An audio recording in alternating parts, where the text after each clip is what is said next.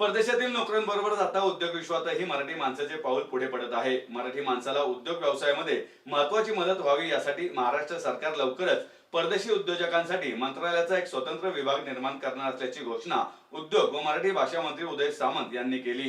ते पुण्यात जागतिक उद्योजकता परिषदेच्या उद्घाटन प्रसंगी बोलत होते. यावेळी व्यासपीठावर ज्येष्ठ शास्त्रज्ञ रघुनाथ माशेलकर, पद्मश्री प्रतापराव पवार, ज्येष्ठ विचारवंत तथा लेखक संदीप वासलेकर, माजी मंत्री हर्षवर्धन पाटील, गर्जे मराठीचे संस्थापक अध्यक्ष आनंद गानू, महाराष्ट्र आर्थिक विकास परिषदेचे अध्यक्ष अतुल शिरोडकर, पिंपरी चिंचवड ट्रस्टच्या उपाध्यक्षा पद्मजा भोसले, गिरीश देसाई, कार्यक्रमाचे संयोजक सचिन इटकर यासह देशातील आणि परदेशातील विविध क्षेत्रातील प्रमुख उद्योजक व विविध क्षेत्रातील मान्यवर उपस्थित होते. अमेरिकेत मराठी माणूस मोठ्या उद्योगात आघाडीच्या पदावर आहे. अभियांत्रिकी क्षेत्रात खूप चांगले काम करत आहे. भारतात ऑटोमोबाईल हब तयार झाले. दळणवळण सुविधा आहेत. जोपर्यंत उद्योग येणार नाही तोपर्यंत रोजगार येणार नाही व गरिबी दूर होणार नाही. सध्या बायोफ्युएल, हायड्रोजन फ्युएल तयार करण्यात येत आहे. येणाऱ्या काळात विकासाचा मापदंड हा निर्यात वाढवणे आहे.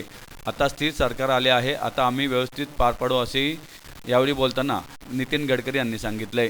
जो सकाळी एक बालेवाडीमध्ये कार्यक्रम झाला की जे नवीन उद्योजक आहेत आणि परदेशातील मराठी जे उद्योजक आहेत त्याच्यासाठी डॉक्टर रघुनाथ माशेलकरांच्या नेतृत्वाखाली एक जो कार्यक्रम होता त्याच्यामध्ये आम्ही एक धोरणात्मक निर्णय घेतला आहे की जे महाराष्ट्रातले उद्योजक हे परदेशामध्ये गेलेले आहेत परंतु त्यांना पुन्हा एकदा महाराष्ट्रामध्ये येऊन उद्योगधंदे सुरू करायचे आहेत, त्यांना महाराष्ट्रामध्ये इन्व्हेस्टमेंट करायची आहे आणि महाराष्ट्रामध्ये इन्व्हेस्टमेंट करताना फॉरेन डायरेक्ट इन्व्हेस्टमेंट घेऊन देखील त्यांना महाराष्ट्रामध्ये यायचं आहे, अशा पद्धतीची पॉलिसी करण्याचा निर्णय आज आम्ही त्या उद्योग विभागाच्या कार्यक्रमामध्ये बैठकीमध्ये घेतला आणि त्या समितीचे अध्यक्ष स्वतः डॉक्टर माशेलकर साहेबांना करण्याचा आम्ही निर्णय घेतलेला आहे.